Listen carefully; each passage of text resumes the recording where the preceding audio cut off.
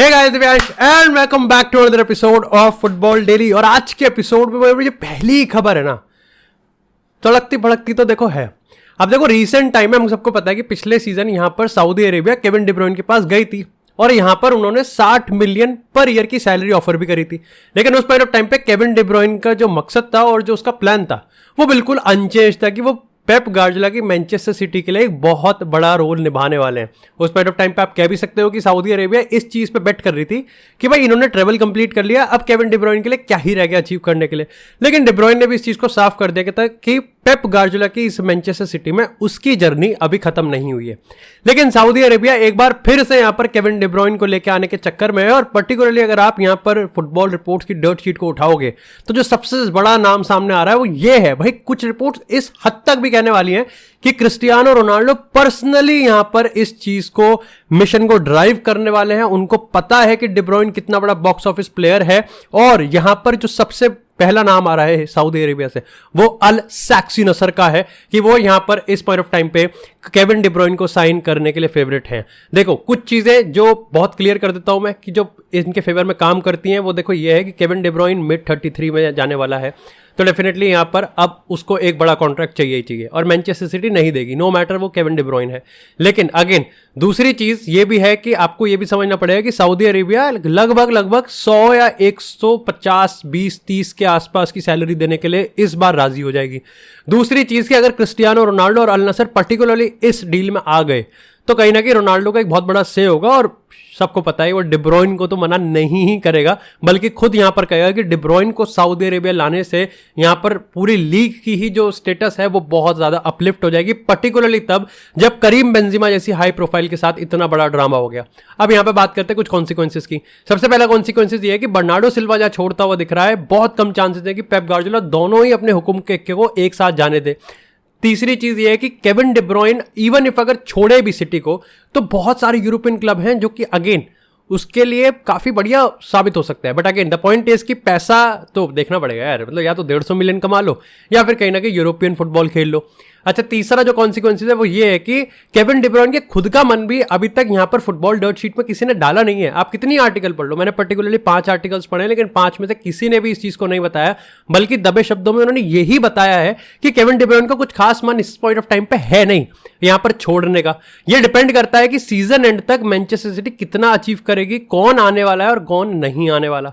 But यहां पर देखो इंटरेस्टिंग तो बन रहा है और साला से ज्यादा तो केविन डी ब्रुयने का केस बहुत बढ़िया है, क्योंकि साला का तो पता ही है कि वो आज नहीं तो कल जाएगा ही जाएगा।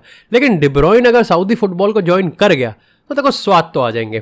खैर इसी के साथ यार बात करते हैं यहां पर सबसे पहले लिवरपूल की खबर से। और भाई यहां पर स्लॉट ने लिवरपूल के नए मैनेजर बनने वाले हैं। सबसे पहले थोड़े क्रोनोलॉजी को समझ लेते हैं।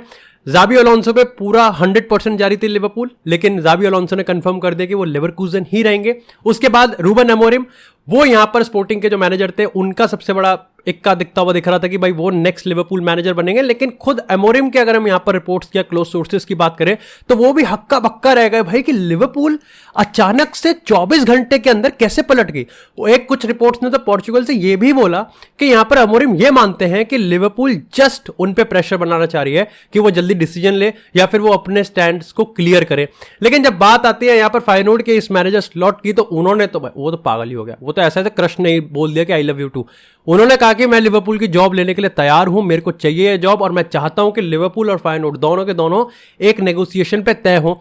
मामला कुछ नहीं था, बस कंपेंसेशन फी में 5 मिलियन का गैप था जो कि लिवरपूल ने हार मान ली और यहां पर 13 मिलियन यूरोस का उन्होंने रिलीज क्लॉज भी पे कर दिया।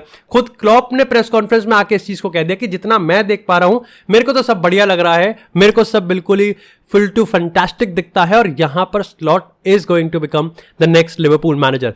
कुछ एक डिटेल में बात करें किसी और एपिसोड में, लेकिन मैं कुछ तुमको ग्लिम्सेस दे दूं। अटैकिंग फुटबॉल खिलाता है, पोजीशन हेवी फुटबॉल खिलाता है और हाँ शॉर्ट पासिंग पे बहुत ज्यादा ध्यान है। लॉन्ग बॉल्स ठीक है मैंने इतना नहीं पढ़ा, लेकिन शॉर्ट पासिंग पे बहुत ज्यादा ध्यान है। 4-2-3-1 है, डबल पिवट के साथ प्रोग्रेस करता है, गोलकीपर का एक बहुत बड़ा रोल होने वाला है और अगर यहां पर स्लॉट आता है तो ट्रेंट आर्नोल्ड इस पूरे प्रोजेक्ट का सबसे बड़ा इक्का होने वाला है। इसी के साथ यार बात करते हैं अब थोड़ी सी मार्कस रैशफोर्ड पे ही बात कर लेते हैं।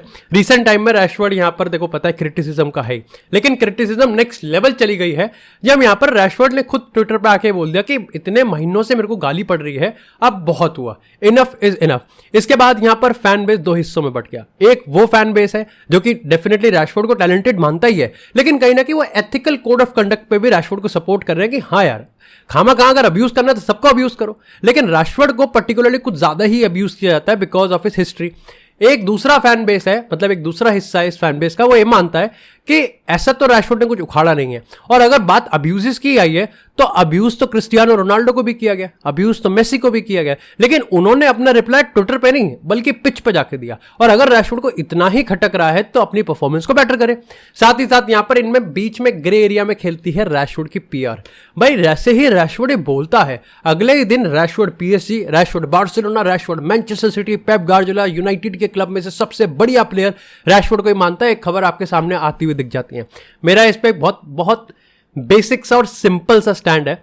मेरे को लगता है कि रैशफोर्ड को अननेसेसरी रेसिज्म वाली गाली देना कहीं से भी जस्टिफाइड नहीं है। ये सिर्फ रैशफोर्ड को, किसी को भी जस्टिफाइड नहीं है। ठीक है, सिंपल सा बैठ के हमारे लिए बहुत आसान होता है कैमरे के पीछे अपनी चूतिया सी एक नाम डाल लो, एंजल प्रिया लिख लो और फिर किसी को गाली दे दो, इट्स वेरी इजी। लेकिन जो पढ़ रहा होता है, जो सुन रहा होता है, उसको बड़ा अजीब लगता है। But at the same time criticism तो देखो आता है, और कुछ क्रिटिसिज्म कंस्ट्रक्टिव क्रिटिसिज्म होता है, लेकिन कुछ क्रिटिसिज्म फ्रस्ट्रेशन से भरे होते हैं। और इन फुटबॉल प्लेयर जो कि करोड़ों, 100 करोड़ों में कमा रहे हैं, भाई उनको इतना तो आना चाहिए, they have to be trained. उनको प्रिविलेजेस है, खेलते हैं, वो फेम भी लेते हैं, फॉलोवर्स भी लेते हैं, तो कहीं ना कहीं क्रिटिसिज्म तो आना ही चाहिए, कैसे लेना है।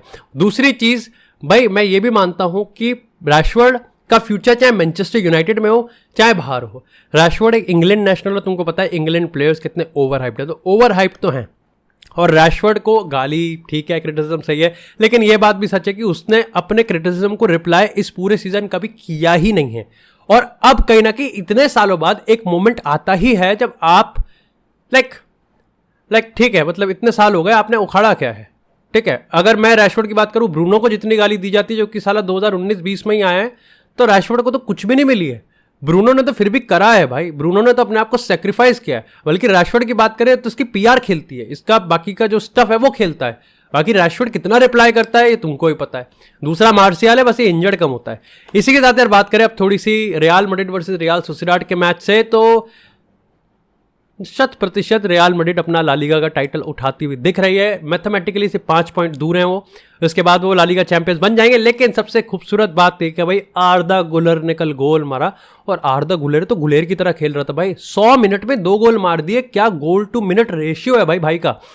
लेकिन आर्दा गुलर की परफॉर्मेंस काफी बढ़िया आई। मैं कल कहूंगा कि रियल मैड्रिड काफी स्क्रैपी खेल रही थी, और काफी यहां पर आपको पता चल रहा था कि इतना हैवी रोटेशन हुआ है कि इनके बीच में सिनर्जी कुछ खास ज्यादा है नहीं। सबायोस का एक पुअर परफॉर्मेंस आई। इसके बाद अगर मॉड्रिच की बात करें तो सिस्टम बिठाया जा रहा था। मिलिटाओ की अगर हम बात करें, जिसने काफी अच्छा गेम खेलने से हम एक्सपेक्ट कर रहे थे, बट अगेन मैं उसको यहाँ पर ब्लेम भी नहीं कर सकता। बट द पॉइंट इज कि मिलिटाओ भी 100% नहीं है, ये चीज कुछ एंसेलोटी ने भी मानी है। लेकिन यहीं पर ही तो एंसेलोटी का सिस्टम खेल जाता है, जहां उसकी टीम का टैक्टिकल एक्यूमेंट काम नहीं करता, वहां पर उसके प्लेयर को जो फ्रीडम वो देता है वो काम कर जाता है। और अगेन कल कार्वाहाल और आर्दा गुलर के बीच में जो कनेक्शन था उसकी वजह से हमको गोल मिलता है। मैं ये भी कहना चाहूंगा कि फुल क्रेडिट्स और ब्रावो टू भाई रियल सोसिएडाड, जो कि इतना बेहतरीन फुटबॉल खेलती है, और बहुत इंस्टेंस पे भाई उनको वो बहुत क्लोज आ चुके थे रियल मैड्रिड की छत्तर फाड़ने में। लेकिन यहां पर एक कंट्रोवर्शियल भी होती है जब यहां पर कुबो यहां पर गोल मारते हैं, लेकिन उससे जस्ट पहले रियल सोसिएडाड का एक प्लेयर फाउल करता है चुआमेनी पे, जिसको बाद में वीआर कंफर्म करके गोल को डिसअलाउ कर देता है। और उसके बाद जो कुबो ने पोस्ट मैच प्रेस कॉन्फ्रेंस में धोया है भाई रियल मैड्रिड को, उन्होंने कहा है कि ये बकवास है। सबसे पहले तो मैच का टाइम बदल दिया चैंपियंस लीग में, और उन्होंने ये भी कहा है कि लालीगा में ही ऐसा हो सकता है, चैंपियंस लीग में गोल अलाउड होता, जो कि सीधा सीधा यहां पर एलिगेशन था कि लालीगा कहीं ना कहीं रियल मैड्रिड को फेवर करती है। तो साफ समझ में आ रहा है कि बड़े हाई बॉक्स ऑफिस मैचेस में या तो अगर बार्सिलोना हो या फिर रियल मैड्रिड हो, इन पे एलिगेशंस लगाना अब इस गेम में बाकी ये क्लब भी कूदते हुए दिख रहे हैं। लेकिन इसी के साथ अगर बात करें यहां पर राल्फ रागनिक की, तो भाई बायर्न में एक नई चीज स्टार्ट हुई है। भाई बायर्न में पेटिशन ही स्टार्ट हो गई है, जिसमें ऑलरेडी जिस टाइम मैं वीडियो रिकॉर्ड कर रहा हूं 15 से 20 हजार लोगों ने वो पेटिशन साइन कर दी है, ये बताते हुए कि उनको राल्फ रागनिक नहीं चाहिए, उनको टुकल ही चाहिए बायर्न में।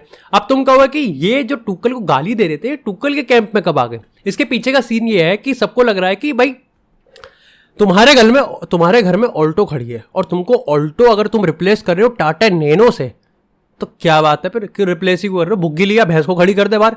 उनका हिसाब है कि टूकल को अगर रिप्लेस करना ही है तो राल्फ रंगनिक थोड़ी लेके आओगे, कोई अच्छा मैनेजर ही तो लेके आओगे। मतलब ये तो वही बात हुई कि जावी यहाँ पर रेजिग्नेशन के बाद लेपोर्ता मैनेजर बन गया, ये क्या बात हुई? उनके हिसाब से यहाँ पर टूकल से बेहतर तो नहीं है राल्फ रंगनिक। साथ ही साथ उनको ये भी लगता है कि राल्फ रंगनिक का अगर आप ट्रैक रिकॉर्ड देखोगे तो स्पोर्टिंग डायरेक्टर एक बहुत डिफरेंट चीज है और मैनेजर एक डिफरेंट चीज है, उसमें भी मैनेजर ऑफ बायर्न म्यूनिख तो उससे भी डिफरेंट चीज है।